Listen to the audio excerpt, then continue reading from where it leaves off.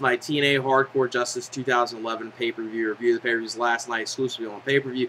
As far as the show from TNA, I think it turned out exactly what a lot of people were expecting going into it, and especially looking at the card, that this was just another classic example of a throwaway pay-per-view from TNA. Now, I get TNA's, building up right now to Bound for Glory, but at the same time, they need to at least put some effort into their pay-per-views. I mean, this pay-per-view did not seem like TNA put that much effort into it. It just seemed like, well, we got a pay-per-view in August. We have to put some things on here and just throw stuff together. And the show just seemed like a 3-hour edition of Impact, just on pay-per-view. And the only difference is instead of it being on Spike TV, it was on pay-per-view, and it was without commercial interruption. That was really the only thing that differentiated itself from being an episode of Impact. That's all it seemed like. Most of the matches just seemed like TV quality, and there's maybe like 1 or 2 matches where I would say I actually enjoyed. One match in particular I actually did get into, which was Immortal versus Fortune, the 6-person tag. That was really the only match on this pay-per-view I would really say that actually felt like a good match. Everything else just felt like, a watchable match at best, some below-average matches. And then the main event was Kurt Angle versus Sting on this pay-per-view. And I'm not saying it was a terrible match, but it's a match we could have seen on Impact. It was just a decent main event. And when you just have a decent main event, that does not bode well for your show. That does, hurt your show. Not saying you can't have, a main event sometimes that doesn't deliver and the rest of the show could be spectacular. But when you don't have a main event that delivers, that hurts your show right there a lot. And really, the whole show just felt like I said, a episode of TNA Impact. The opening matchup was a X Division title match. This was Alex Shelley versus Austin Aries versus Brian Kendrick. It's actually a pretty decent opener. The crowd got into it. You saw some good back and forth action with everyone in here.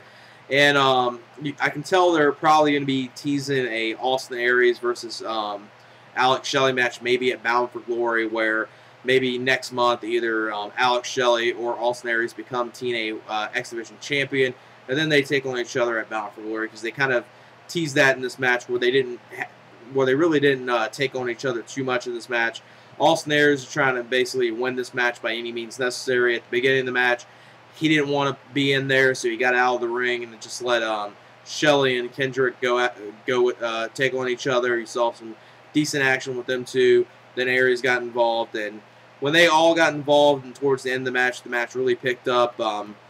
At one point, they were going for a Tower of Doom spot. Unfortunately, Brian Kendrick botched that and messed that part up, so that kind of hurt it a little right there at the end.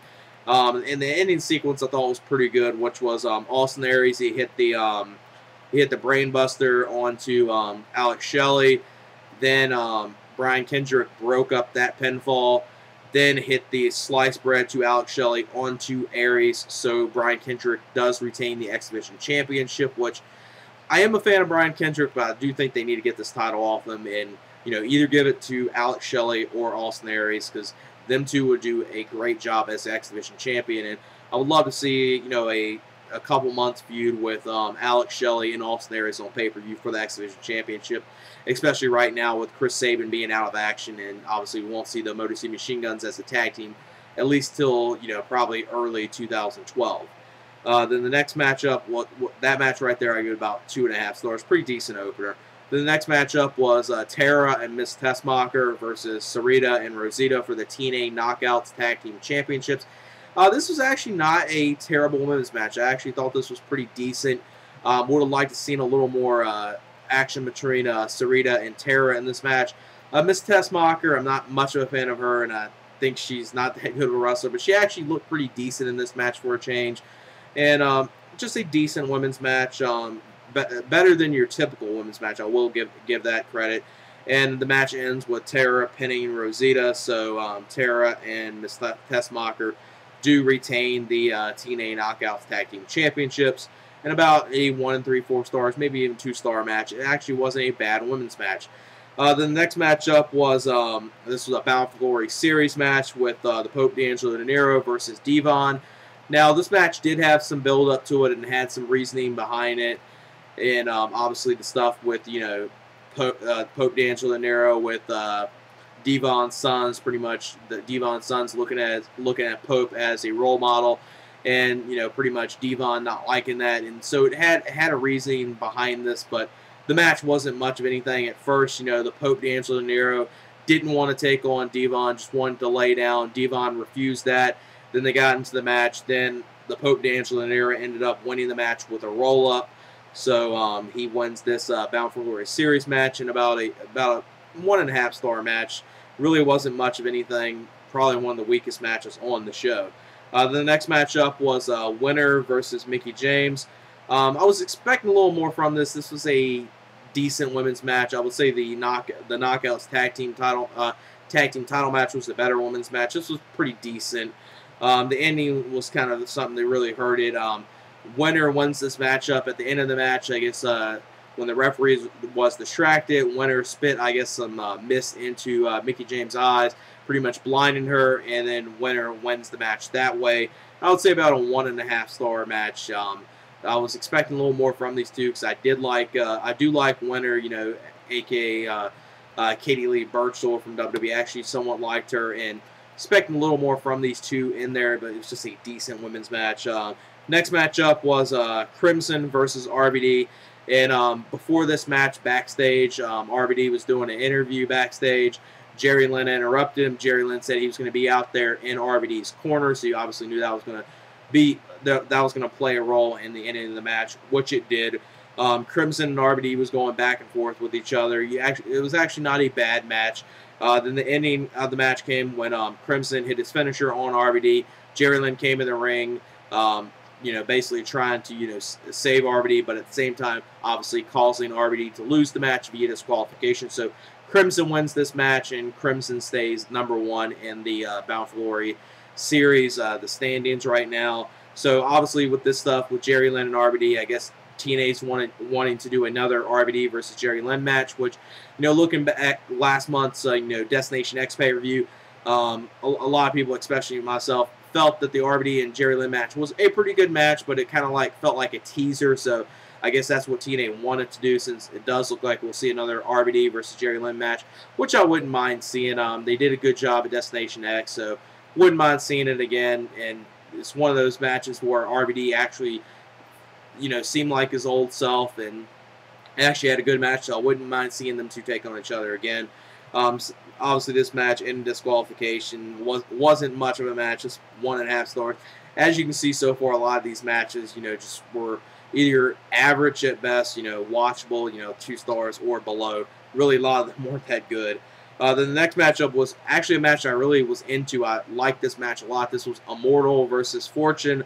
On Immortal's side, this was a 6-person tag. This was Steiner, Abyss, and Gunner versus Styles, Daniels, and Kazarian. This is a really good match. Obviously, with the talent in there, you expected something, but I didn't know how Scott Steiner and Gunner would fare in there. But Steiner looked very good in here. I got to say, Steiner, when he's taking on some of these smaller guys and these guys that kind of work the X Division style, like AJ Styles, Kazarian, and Daniels, he does a good job with them. Put him in there with another veteran, you're to probably see a terrible match, but he did very well in this match. Abyss always works good with, the smaller guys, so he did good in here. And I gotta say, Gunner, he wasn't involved in the match too much, so he did not hurt the match. Just a very entertaining match, and this was the best match of the night. Really, the only match I really got into. And the ending of the match comes when AJ Styles hits basically a springboard Pele to Abyss, pins Abyss, so AJ Styles' team and Fortune win this match.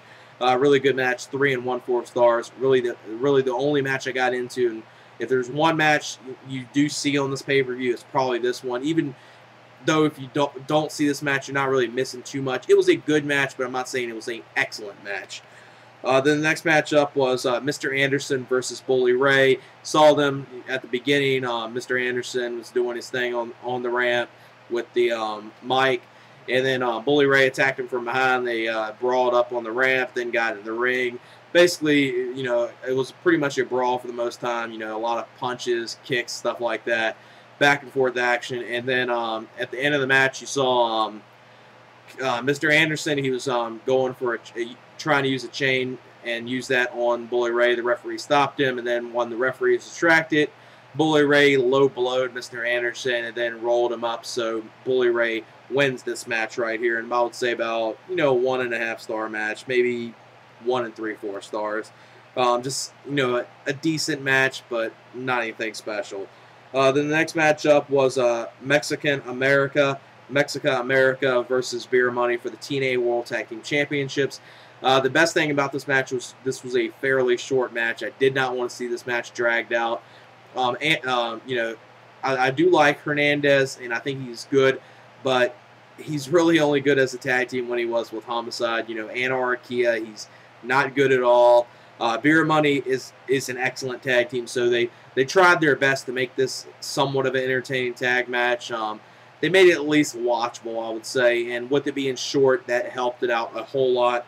And Beer Money won this match with Storm hitting a super kick to Anarchia, and they retained the TNA World Tag Team Championship. So thankfully they retained, and they did not give the titles to Mexica America. I would say this match about 1.5 stars, and not that good at all. Thankfully it was a fairly short match, and like I said, Beer Money tried their best to pull out a good match. It was just, you know, decent at best. That's all I can say, which, like you say, I'm saying a lot with this pay-per-view, because a lot of the matches were like that, which were, you know, watchable or decent at best. Then you had the main event, which was Kurt Angle versus Sting for the TNA World Heavyweight Championship. This actually wasn't a bad match, but it was one of those matches where you felt you could have seen something like this on Impact, where it didn't feel like a pay-per-view quality match. It wasn't a terrible match, yet it wasn't really a good main event. It was pretty much a somewhat of above average main event. You know, better than watchable. I would say it was at least a decent match. Someone enjoyed it. Didn't really get much time, which is probably one thing that did kind of suck about it. It didn't get as much time as it should have got. I think it got maybe like 13, 14 minutes. You know, saw some decent back and forth action. The end of the match saw, you know, coming out there, you saw Hulk Hogan came out there with a steel chair, tried to use it, hit Sting with it. The referee was knocked down at this point. Then Kurt Angle grabbed it from Hogan. Obviously, he knew what was going to happen here. Grabbed it, you know, was acting like he was about to put it down, then hit Sting with it. Then pretty much dragged the ref into the middle of the ring, hit the Angle slam, and Angle becomes champion. So Angle, you know, I don't know if they're going to play this off that Angle, you know, wanted to just win the title by any means necessary and just had to win it this way, or that he is turned heel and he is a member of Immortal. So I guess we'll just have to wait and see what they do this Thursday. But most likely, you know, this was a heel turn with Kurt Angle, which obviously he did win it in a heelish faction, so he will. This is a heel turn for him. Whether he's a member of Immortal or not, we'll have to wait and see. But most likely they'll do that, which TNA needs to kind of stop doing this with, you know, some stars that tend to be over with the crowd. Then they turn them heel, I guess, thinking that that's going to create some buzz and interest, and people are going to say, "Whoa, what's happening here?" Because they've done this a few times over the last year, where, you know, they did it with Jeff Hardy at first, then they did it with Mr. Anderson, now they're doing it with Kurt Angle right now. So TNA needs to kind of stop doing that right there. When you got someone that's really over with the crowd, the worst thing to do is turn them heel, where it's basically like you want the fans to boo your most over guy. It's really not the smartest thing to do. I understand sometimes you want to, you know, shock the fans and stuff, but this heel turn right here was completely pointless. You know, 2.5 stars. It wasn't a bad match, but I would say it was decent at best, which was pretty much the definition of this pay-per-view, which was, like I said, this felt like a 3-hour edition of Impact, where really the only matches I really enjoyed a lot were, I did enjoy the Immortal versus Fortune 6-person tag. Easily the best match of the night, and one of the things, if you do happen to check anything out on here, check that out. And the X Division opener was pretty good, but I was expecting more from that. And the main event was at least decent, but you should expect a whole lot more from Kurt Angle and Sting for a main event of a pay-per-view. It just felt like something you would see any time from them. Didn't feel like a special match or anything. So I get TNA, you know, wanting to, you know, basically build up to Bound for Glory, make that seem like a big pay-per-view. But TNA, you need to kind of put a little more effort into your pay-per-view instead of just doing these throwaway pay-per-views, especially for your organization. WWE kind of can get away with it a little more because they got a huger fan base than you. TNA, I think, needs to always put their best effort into the pay-per-view and always try to put on, you know, that I don't expect having, you know, a 10 out of 10 excellent pay-per-view every month, but at least try to put a little more effort into it. Just did not seem like they try to put any effort into this pay-per-view. I would give it about 5, maybe a 5.25 out of 10. Yeah, that's it for my TNA Hardcore Justice 2011 pay-per-view review eyepiece.